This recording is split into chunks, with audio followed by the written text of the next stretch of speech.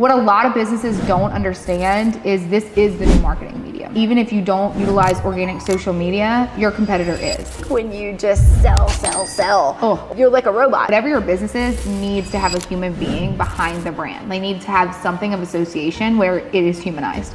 Heather, I walked out of there with 0 contracts. What is your why? What is your mission? What are your values? What are your non-negotiables? You need to know all of the answers to those so then we can actually create the content and the strategy around it. I would skip someone's story because I hate the song, even though it's trending. And so now I approve all my audio. I'm here sharing inspiring stories about fearless entrepreneurial women to help encourage you to live your life unapologetically. I'm your host, Heather Blankenship. Welcome to the Unapologetically Me podcast. On today's episode, I'm going to be talking with Miss Shelby Clement. She is an amazing expert when it comes to marketing and branding. She has a marketing event called Damn Good Marketing Live, and it is so great, y'all. I'm so excited to talk to her about tips and tricks related to that, as well as how she got started having an agency like this, because it's kind of a saturated market right now, and she's actually killing it. So stay tuned and make sure you stay for the whole episode. Shelby, welcome to the show.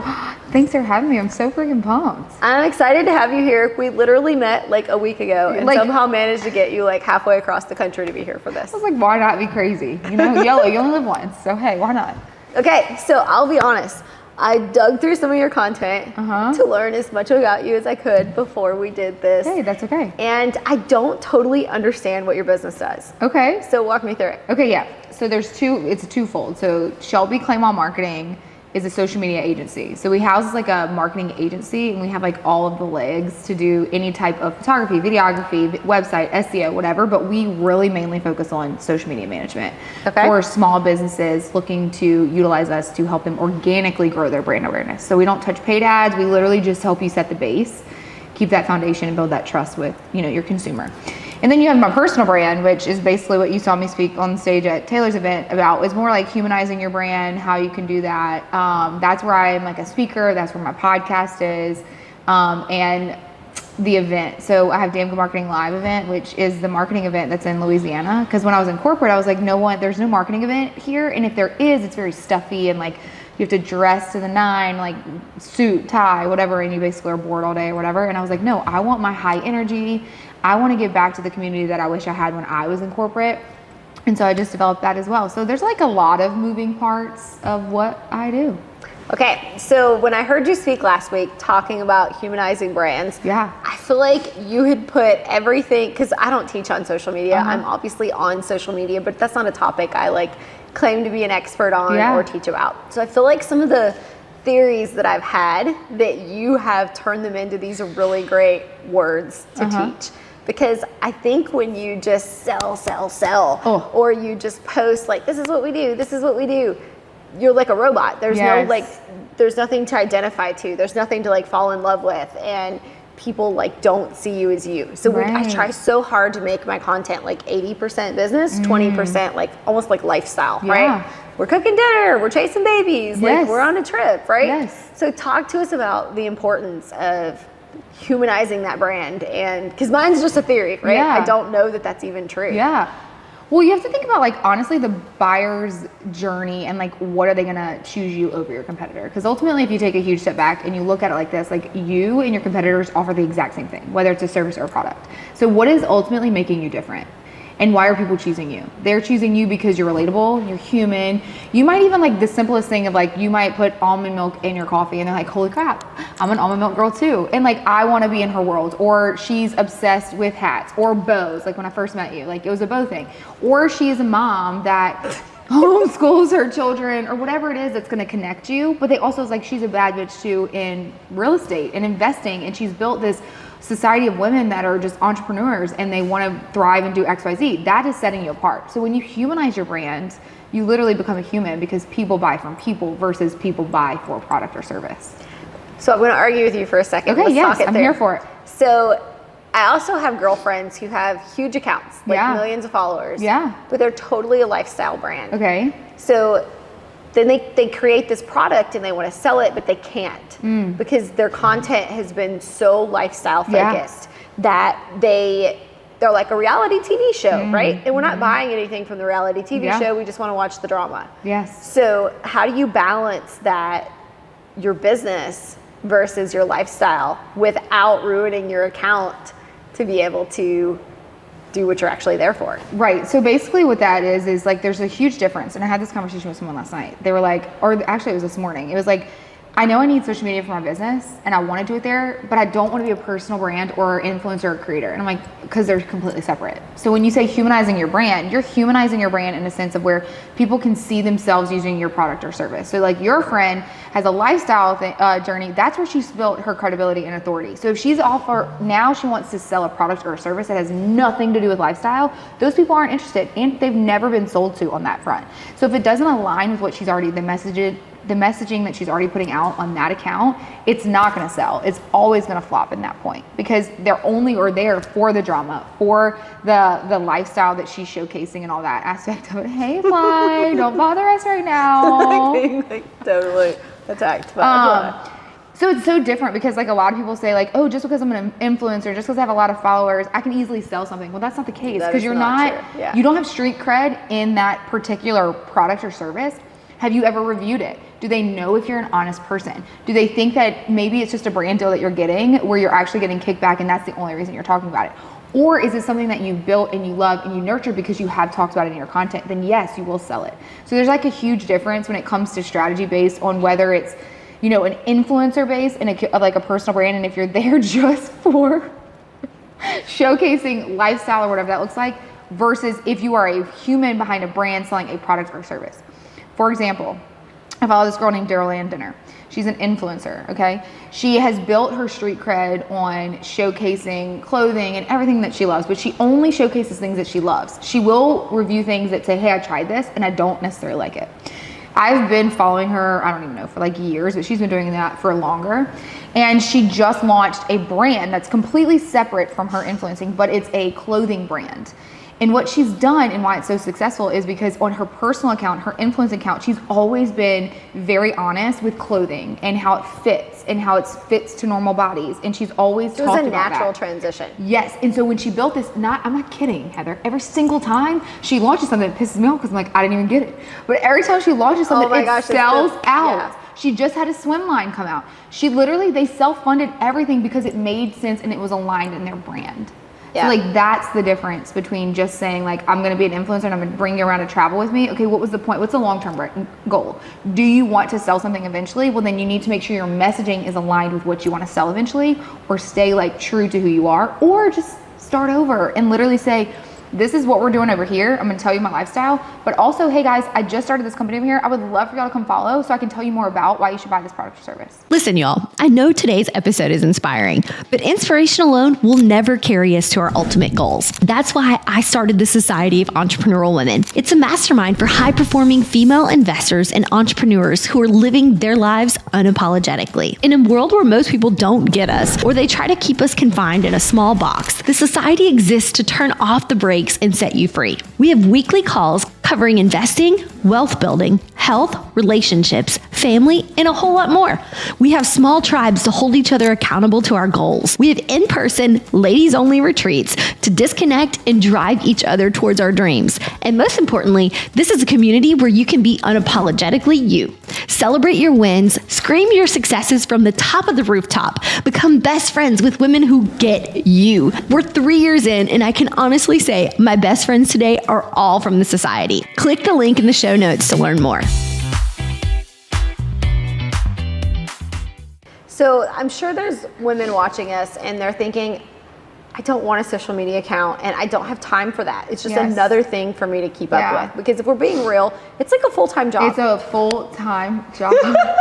Just making it fun. Yeah. Okay. So if we're being serious about it, it's like a full-time job to be able to be a content creator, to be able to continue to make the videos, keep up with all of it, respond to the people, all the marketing channels, all of the things, right? We are at a mastermind event, and while my girls are out doing their coaching, I am recording like 6 back-to-back podcasts. Yes. And we're not participating in the whole event because we're on the side doing our job for that. Mm-hmm. And so sometimes it's not an easy sell on you should have a social media account that is active what do you say to them, and how do you convince them that it is worth their time when they're already overcommitted?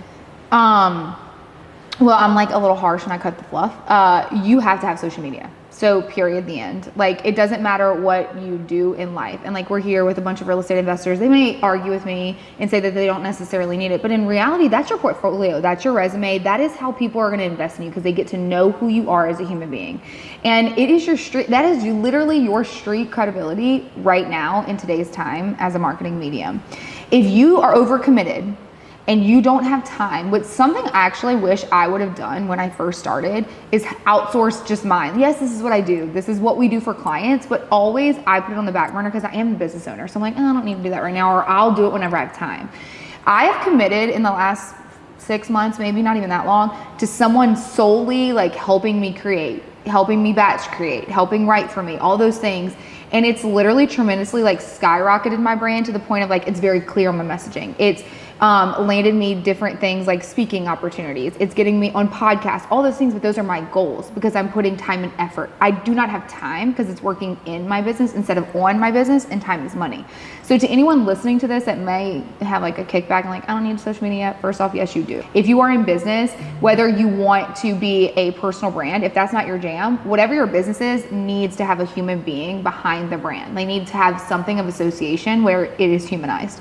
But if you can't do it because you are overcommitted to like all the things that you want to do, hire it out. Their job is to learn your every move, learn how you speak, learn how you act, learn how you respond. And you can set parameters around that. So for example, I have someone that helps me create content for me. I dump all of my content in there. I dump my podcast in there. I dump quietly video, everything, because everything that you do is content. They go in, they edit, they write storytelling. They might ask me a question. I tell them the answer, they storytell for me. Then I go in and I approve it, or I tweak it. And as I tweak it, they start to learn me even better. But also the parameters are, they don't touch my DMs, they don't touch my comments, because those are the things that like I find valuable. I'll send a voice memo. I want to respond to these comments. Those are things that I know I need to make time for, which is the other stuff that I do that is more time consuming, that I know that time is money. So outsourcing that will ultimately make you more money. So you have to know that it is important, and you have to know when to outsource when necessary. So you mentioned something that I think is really important that we talk about. You were talking about getting intentional with your brand and the things that you're posting, because I feel like it's really easy to post about this and post about that and just like the things that you're interested in and the topic of the day. And talk us through being intentional with what you're sharing and how you're sharing it. Yeah, for sure. And like you said it earlier today, and actually this word has come up very clearly a lot today, is we get distracted sometimes by shiny object syndrome of like, what should we talk about? What should we do? Oh, we see this person, it's working for them. When you are creating a strategy around your business and what you should post and what you should not post, a lot of times, especially in like my talks and like when I dive in with clients, I'm like, we need to take a huge step back first. Let's ask me, like we have a clarity session where it's like, what is your why? What is your mission? What are your values? What are your non-negotiables? First off, you need to know all of the answers to those, so then we can actually create the content and the strategy around it. We want to create content that showcases what you do and that you are an expert in what you do without having to sell.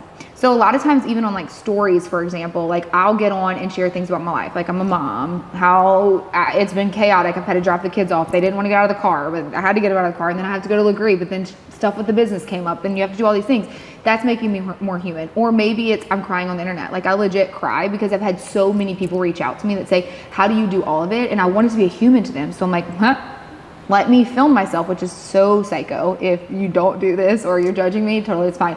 I filmed myself crying, and I took the messages that I've received and I like popped them up on my content, and people were like, holy crap, I'm not alone in building a business or being a mom chasing her dreams. So when you like think about intentional setting for your content creation, what I would ask you is, what is important to you? What do you want your consumer to know about you? What are their pain points, and what is the transformation they're going to get from either following you, buying from you, trusting you? And that's really what it is. It's not necessarily figuring out what to post or how to post. It's like, what is important to you? What do you want them to see you? What is the perception that you want them to have of you, and how you can help them in their business and in their journey? So I'm genuinely curious, because as I film stuff, my husband's like, why are you on your phone? Or, you know, why are we posting another video? Why are we doing another video? Like getting the people around you on board can be a whole nother thing. Yes. And there's people who don't want their kids on the internet. There's people who think of it as dangerous. How does your husband and your kids do with all the filming? So for the most part, and up until probably, it's probably been 2 months now, they've always been on my Instagram and my social media. They loved it. They never said anything about it. We would do an outfit check, a OTD. Like, it was just like fun. Like, people got to see me as a mom in real action. Up until recently, I've made the decision to completely take them off. But I also think that it's something John's fair game, because I mean, it's John. I'm like, hey, you're going to be on. It doesn't matter. So it's fine. He's like, okay, that's fine. He's very shy in the sense, like, he's not just going to get on camera, but he will get on camera, like, if I'm, like, just panning and we're driving or whatever. But they've never had an issue with it, which the funny thing is, like, this is what I do for a living, and, like, I still get nervous to talk on stories in front of him. Like, if I'm, like, on a rant or I'm saying something and he walks in, I'm like, damn it, like, that was really good. Now I can't finish because you just made me nervous. And so, but he supports it. At first he didn't understand it, but his job when I first started was to watch all my stories to make sure I didn't stutter, or like they didn't post twice, or they went up and they didn't look silly, or algorithm purposes. But he's been like super supportive of it, and like my kids did love it, but I just like it was just a personal choice for me to be like, okay, like I don't want, and safety. So like I'm like also a big person, and like I get nervous about quite literally everything. I'm like AI, and like I won't ever show the front of my home. They won't know my kid's like full name unless it's literally on stories or whatever. It's just like I don't want them to feel like I'm exposing them before they're allowed to say that. What made you change your mind? Because they're all like obvious things when you're posting your kids.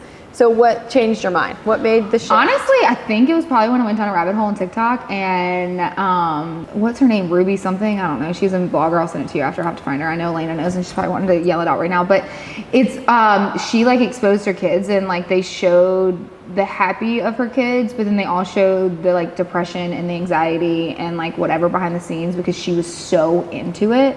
And then also it's like, I didn't ask their permission. Like, and I'm not like that woo woo, and I'm not like that whatever, but I also am like, okay, like if I was that young and my parents were exposing me doing things or dancing, like would I be embarrassed? Like, would I like that? Do I want that? And then also just privacy. Like I want them to feel like they have a normal childhood. Like we didn't have social media. I still believe in it to personalize you. Like I'll show the back of them now, but I'm not going to show their face. And then also just with AI shit. One time someone called my parents and they were like, this is like, it had my, like it literally came up on their phone as like Shelby, my number. And when something they did when they picked up, they're like, this isn't my daughter. And like we had known that had gone around, but like AI can like manipulate certain things. So like I just wanted to be like super protective of my kids. So that really was like I like woke up one day and I was like, actually that's what I'm gonna do. And like there was really no rhyme or reason other than like I just got nervous for a second. I was like, okay, that's it, no more. So I told my team, I was like, y'all have like so much content of me, like I'll just dump because I'm like so big on authenticity. Like I want people to, when they meet me in real life, I'm the exact same person I am online. So like I dump a crap ton of content. So a lot of it's not even curated, it's just my life. And I was like, you're not allowed to touch my kids' photos at all anymore. And they're like, okay. And they agreed. I was like, but John's fair game. Like you can use him. He's 43. He gave me his consent when he married me, so we're great. We can use him. But it's fine to answer that question. I think they loved it. My kids loved it, but they're also 6 and 4. So it's not like they could they're like not old enough to properly make that decision. Yeah. Ladies, it's time to redefine the conference experience with the Society of Entrepreneurial Women Retreats. Step inside a world tailored for women just like you, where you can lead, learn, and unwind in style. Our retreats offer everything from insightful investing sessions to fun activities like salsa dancing, boat cruises, food tours, and so much more, ensuring you come back not just inspired, but truly refreshed. Join a community that celebrates you wholly and supports your every endeavor. Ready for a retreat that changes the game? Visit the link in our show notes and find out how you can be part of this exclusive experience. So I'm curious, for the business owner who's watching and they're like, okay, fine, Shelby, you've convinced me. I need to do it. I don't even know where to start. Yeah. I would tell them everything in your life is content. So I want you to sit down and ask yourself, why are you doing what you're doing? And then think about your expertise. So I always look at content in little buckets. Okay. So you have your behind the scenes, which is anything that you do, quite literally. If you're working with a client, if you are sitting down having coffee, if you're working by yourself on a Zoom, or like answering emails, if you're on a Zoom, whatever that looks like, that's behind the scenes. They get to see kind of like what it looks like to work with you. How do you interact with people? You're bringing the customer along. Okay, so do an exercise with us. Walk us through. They're like, okay, it's my everyday, but what do I do with that? Walk us through it. Okay, they've got their personal account, because basically everyone has an Instagram account. They've got their 2 family members that are on there. Yeah. What do they do next? Okay, so literally you would film yourself, upload it to Instagram. What am I filming myself do? Just forward facing. Okay, let's say for example, if you're making your coffee in the morning. Okay. I want you to prop your phone up. The angles don't matter here, because the most organic, the better, honestly, in my opinion. That's just how I show it.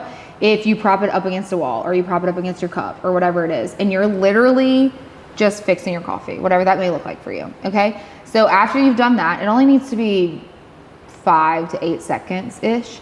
You upload it to Instagram.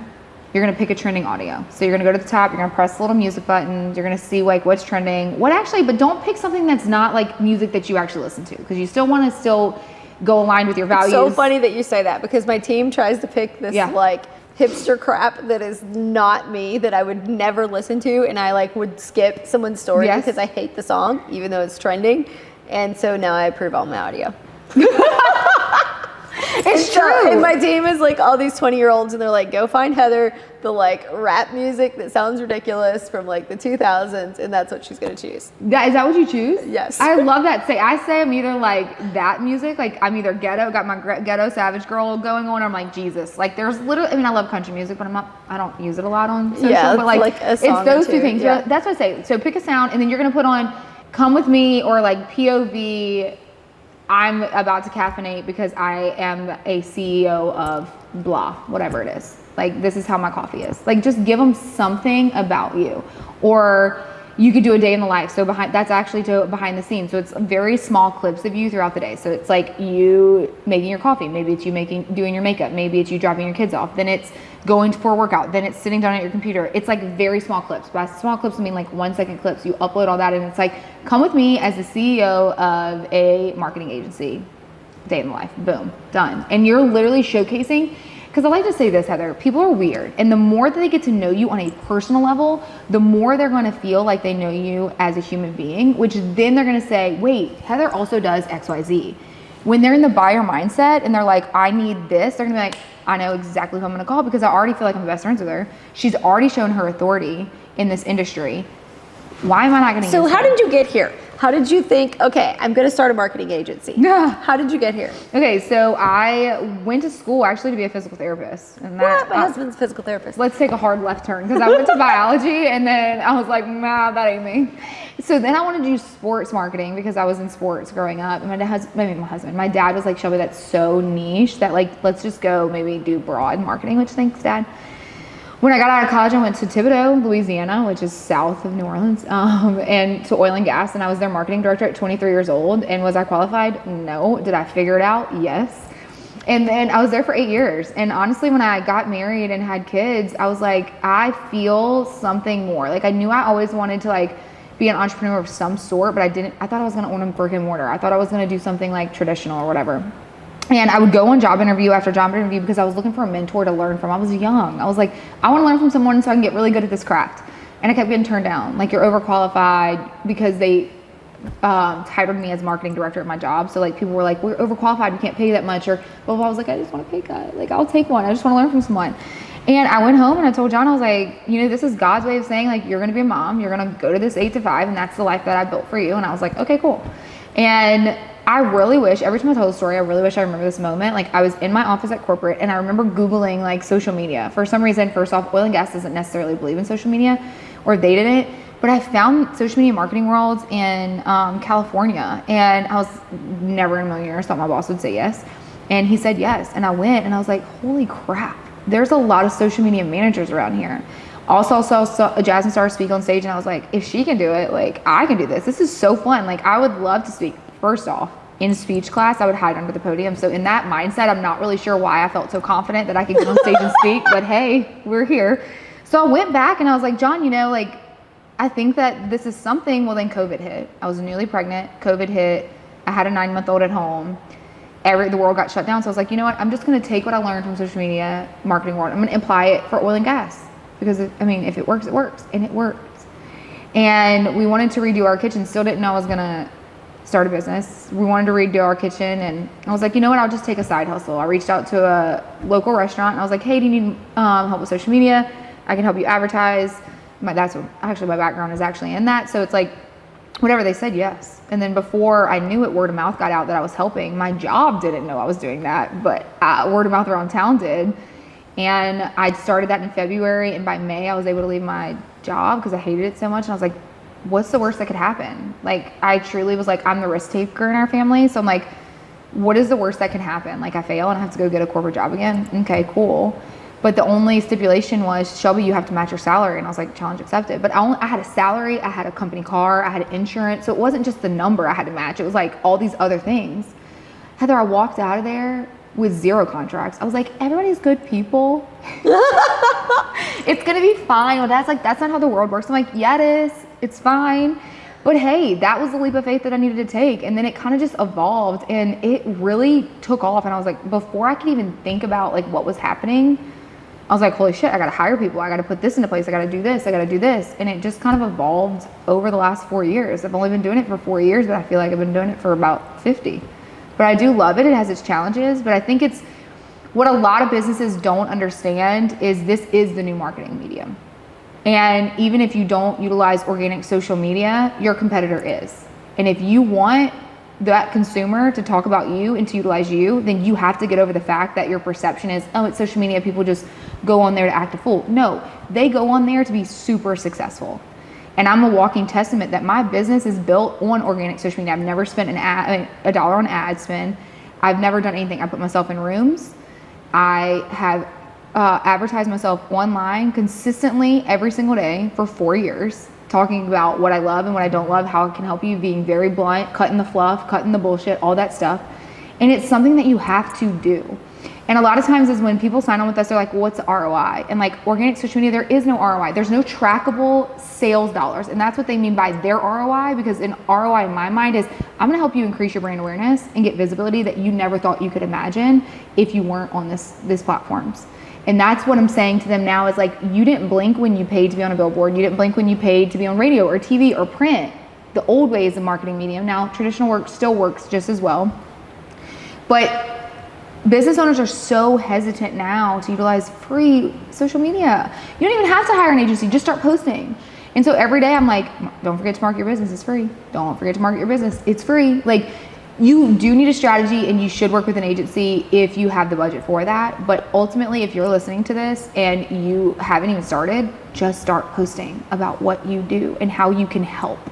It's always like, even Gary Vee said this, it's jab, jab, cross, like literally free, sell. Like, if you're not willing to do things for free first, then you have zero authority to sell anything. And if they don't know who you are, what you do, how can they even support you? For those people out there who are like, okay, Shelby's giving me a taste, I love this. Yeah. Where can I find more about her? Where can they find you? Yeah, so I have a website for Shelby Clement Marketing. It's shelbyclementmarketing.com, CLEMENT. And that's our agency where we can help you with anything that you like. Or Instagram, it's Shelby Clement. And just slide into my DMs and let me know, like, what are your dreams? What are your goals? I'll be your hype girl. I'll tell you how I can help, or if I know someone that can help you. Thank you so much for being here today. Thank you so much for having me. This was so fun. Remember, authenticity is your superpower. Stay unapologetically yourself, and let's continue embracing our uniqueness together. Make sure you hit that follow button so you don't miss the next episode.